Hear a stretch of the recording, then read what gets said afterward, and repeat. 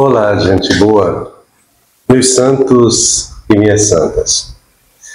Celebramos hoje o terceiro domingo da Quaresma e continua nossa preparação para a Páscoa do Senhor. E a liturgia deste domingo ressalta a misericórdia de Deus para conosco e também a sua solidariedade para com todos os sofredores.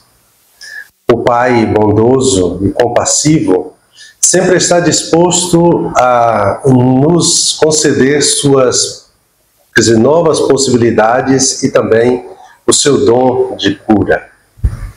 Nós somos convidados a assumir uma caminhada de conversão, sem murmurações, apresentando ao Senhor os frutos que Ele, de nós espera.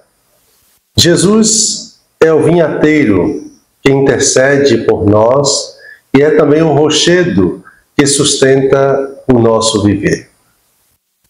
Recordemos que, vez ou outra, nós ficamos sabendo de alguma tragédia, um acidente de carro ou de avião que causou a morte de diversas pessoas.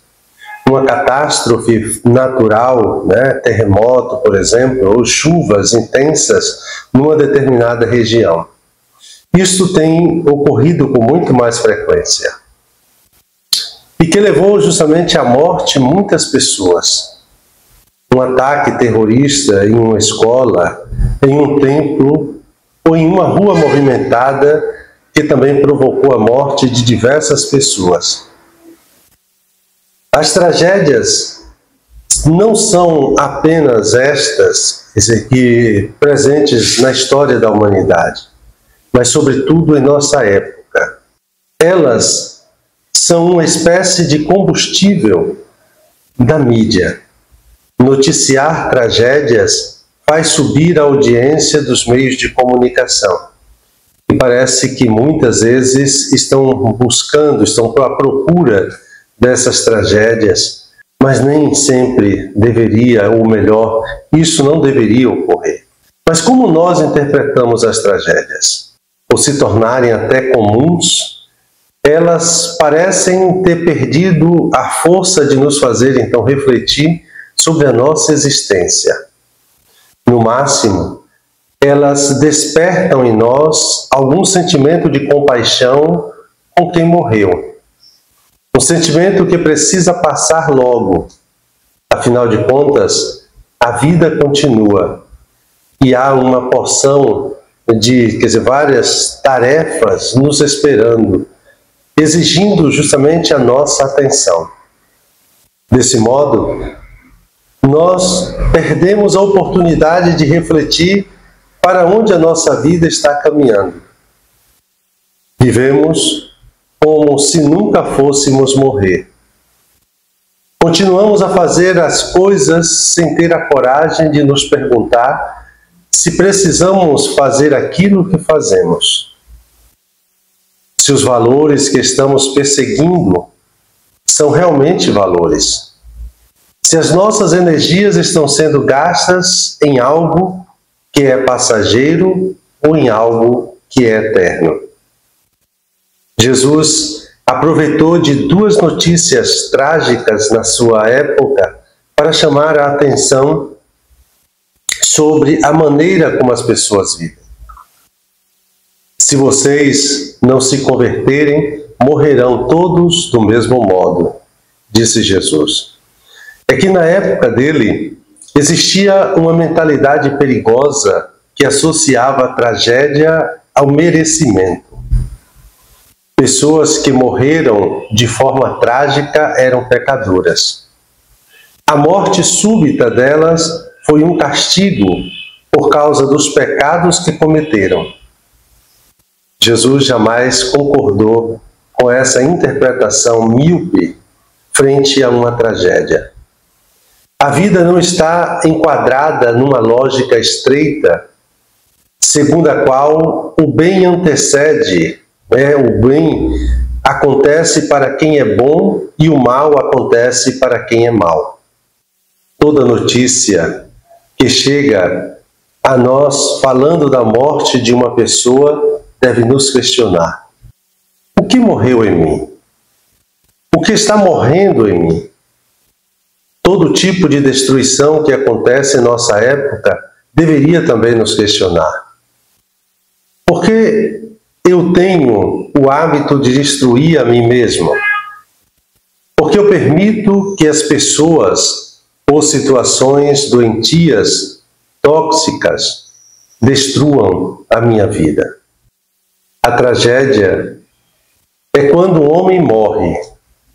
A tragédia é o que morre dentro de um homem quando ele está vivo.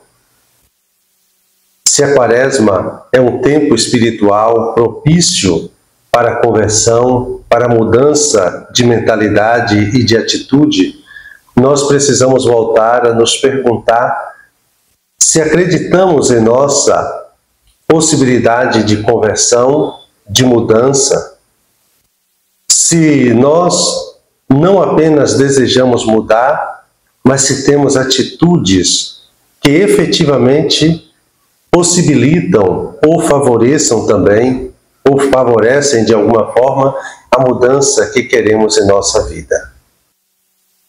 Ao nos contar a parábola da figueira, que não está produzindo frutos, Jesus está dizendo que aquilo que morre em nós, enquanto ainda estamos vivos, deveria nos incomodar profundamente. Ao invés de ser visto como normal, como muitos pensam, isso deveria nos questionar.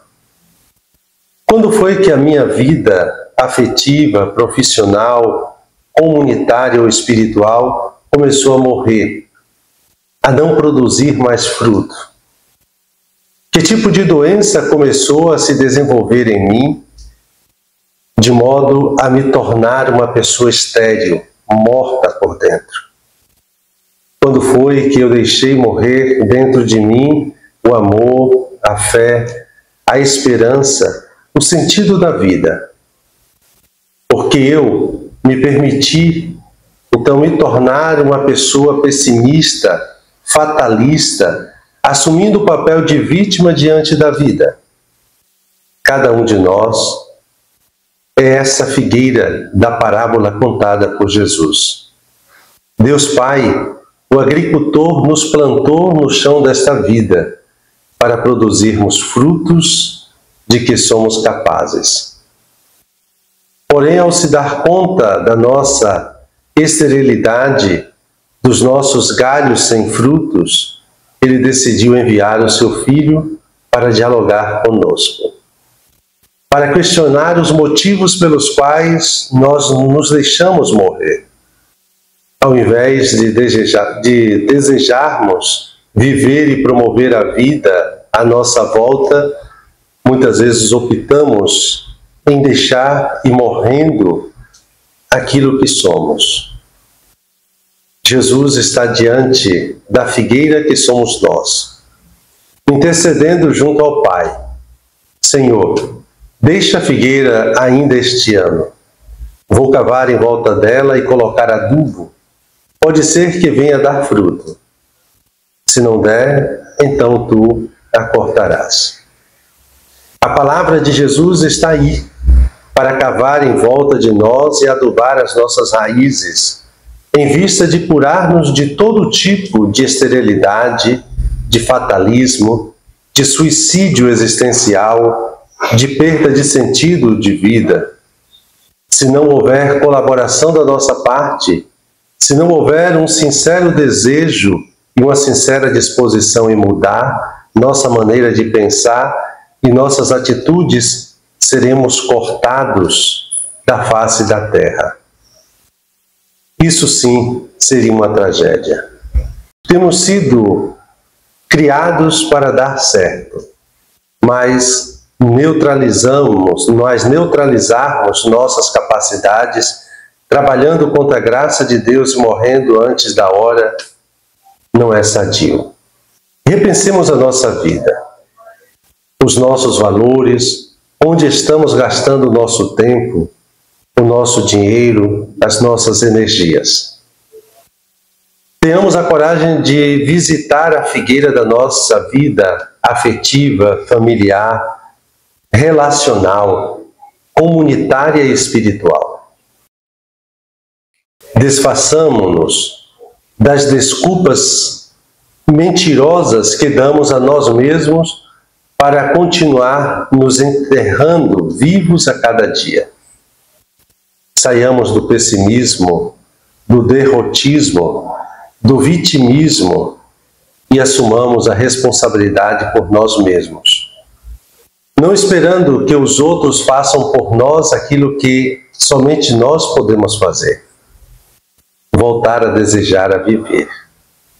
Sanar nossas raízes e desobstruir internamente os nossos galhos para que eles voltem a produzir os frutos de que são capazes, segundo a fecundidade do Espírito Santo que habita em nós. E dando continuidade a esse nosso momento de oração, me coloco na presença de Deus como de costume. Recolho-me imaginando Jesus diante dos discípulos e também da multidão. Peço aquilo que quero, compreender o mal como apelo para mudar a vida e entender o valor do tempo como ato de misericórdia de Deus que me oferece tempo para a conversão. E buscando tirar proveito, contemplo o diálogo misterioso entre a justiça e a misericórdia. Um santo e abençoado domingo para todos e todas.